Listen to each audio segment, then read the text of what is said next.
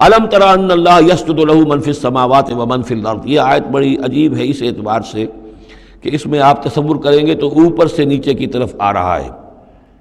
کیا تم نے دیکھا نہیں اللہ کے سامنے سربسجود ہے ہر وہ شے جو آسمان میں ہے اور وہ ہر سب وہ چیزیں جو زمین میں ہیں، وہ تمام مخلوقات جو آسمان میں ہے اور وہ تمام مخلوقات جو زمین میں ہے. والشمس ہو اور سورج بھی سربسجود ہے، والقمر ہو اور چاند بھی، والنجوم ہو اور تارے بھی. پھر نیچے اتریے والجبال ہو اور پہاڑ، زمین پر سب سے اونچی چیزیں پہاڑ ہیں.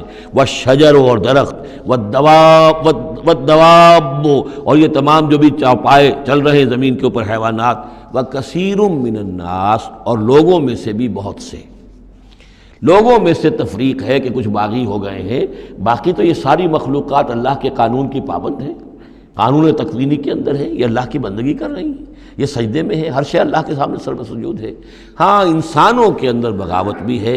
انسانوں میں سے کچھ لوگ وہ ہیں کہ جنہوں نے سورج کو پوجنا شروع کر دیا. سورج اللہ کو پوج رہا ہے اور وہ سورج کو پوج رہے ہیں. چاند کو پوجنا شروع کر دیا، درختوں کو پوجنا شروع کر دیا، جانوروں کو پوجنا شروع کر دیا، یہاں تک کہ اعضائے تناسل کو پوجنا شروع کر دیا. ہندوؤں کے اندر تو یہ بھی ہے، یہ پوجا ہوتی ہے. تو یہ ہے ان لوگوں کی گراوٹ. انسانوں میں سے اللہ تعالیٰ جس کو ہدایت دے دیتا ہے، معرفت حاصل ہو جاتی، پھر وہ اسی کے سامنے سربسجود ہوتے ہیں. وَكَثِيرٌ حَقَّ عَلَيْهِ الْعَذَابُ لیکن بہت سے ایسے ہیں کہ جو عذاب الہی کے مستحق ہو جاتے ہیں. وَمَن يُهِنِ اللَّهُ فَمَا لَهُ مِن مُكْرِمٍ اور جنہیں اللہ تعالیٰ ہی رسوا کر دے، ذلیل کر دے، اب اس کو عزت دینے والا کوئی نہیں ہے.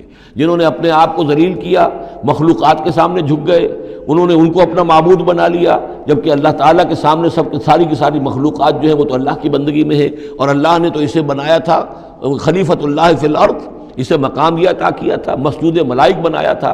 اب جو اپنی اس تمام عظمت سے خود ہی مستعفی ہو گیا اور وہ مخلوقات کے سامنے جھک رہا ہے، فما لہ من مکرم تو پھر اسے اب اس کا اکرام کرنے والا اور اسے عزت دینے والا کوئی نہیں. ان اللہ یفعل ما یشاء یقیناً اللہ کرتا ہے جو چاہتا ہے. آیت سجدہ ہے، سجدہ کر لیجیے.